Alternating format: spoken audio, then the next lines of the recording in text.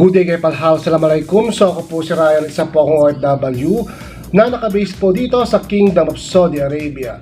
So ngayong umaga guys, itatopic natin ngayon yung ibang violation ng It's Showtime. So ito yun guys, bukod pala guys dun sa pagtikim ng icing ni Ayon Perez at Vice Ganda, meron pa palang ibang violation ang It's Showtime na binigyan na pala sila ng warning pero hindi pa rin sila nadala. So ano yun guys, ito isa-isahin po natin ngayon. So ito yun guys ha, noong January 24, 2023, sinabi ni Jong Hilario at Vice Ganda ang salitang, oh my god, hindi ko masabi guys, pero ito ipopost ko po sa screen. So ayan guys, yan po yung salitang sinabi ni Jong Hilario at Vice Ganda, which is hindi talaga maganda pakinggan, lalo't maraming mga batang nanonood ng It's Showtime. So, tama bang sabihin yung mga ganyang words, yung mga ganyang klase guys, no, na hindi naman talaga maganda pakinggan. Case number 2 guys, nung June 2023 sa It's Showtime, sinabi ni Bong Navarro ang salitang hindi ko ulit pwedeng manggitin guys, baka bawal po sa YouTube. So nandyan po guys sa screen yung salitang sinabi niya, diba?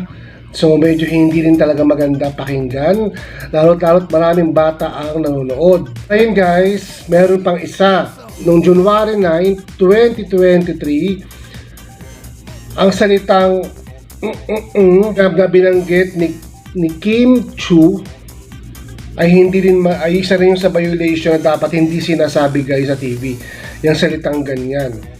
Tapos guys, ito yung pinakahuli, noong February 14, 2023, si Kim Dueñas ng Girl on Fire, sinagsayaw na parang seductive yung dress guys, yung parang makikita nyo sa mga club. So ganun po yung itsura. So which is maraming bata nanonood, hindi rin maganda. So ayan po yung mga violation guys ng It's Showtime.